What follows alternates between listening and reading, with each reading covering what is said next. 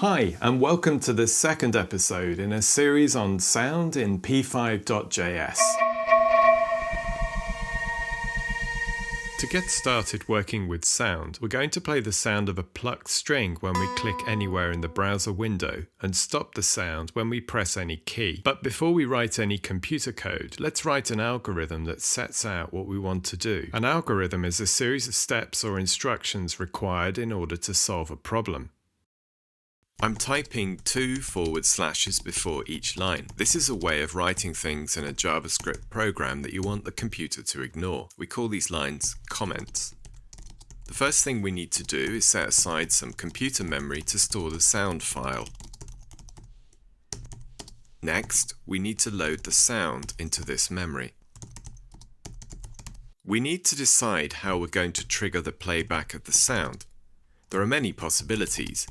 I'm going to say that the sound will play back when I click the mouse in the browser window.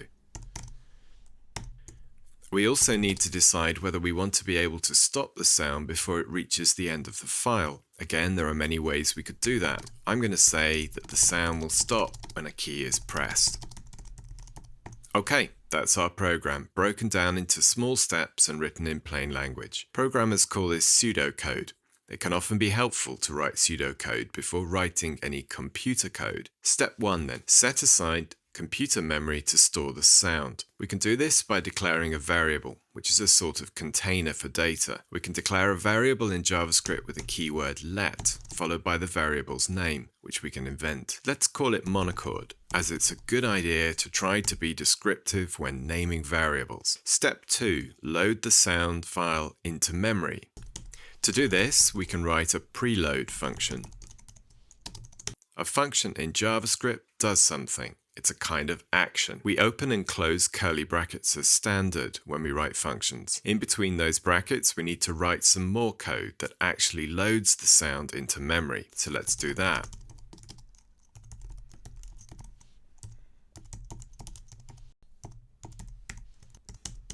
Okay, we've two things here. We've passed the name of the MP3 file as an argument to another function, which is called loadSound. We put the name of the MP3 file between the parentheses in quotation marks. The second thing we've done is assigned the loadSound function to the variable called monochord. The loadSound function is part of p5.sound.js. We can learn more about it by reading the documentation online. Notice also that the sound file I want to play is in the same directory as the sketch.js file.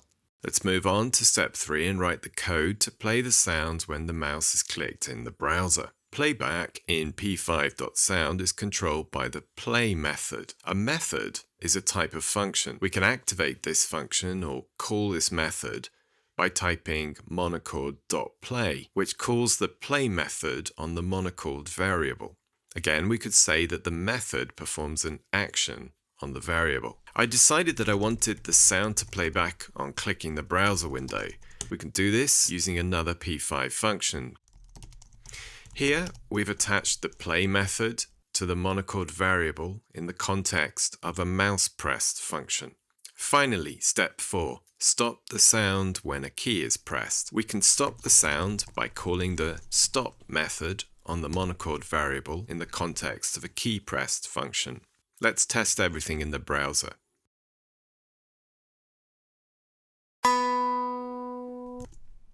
In the next video, we'll see how to control aspects of the sound like playback rate and make direct connections between sound and image on screen. So please subscribe to this channel and I'll see you in the next episode.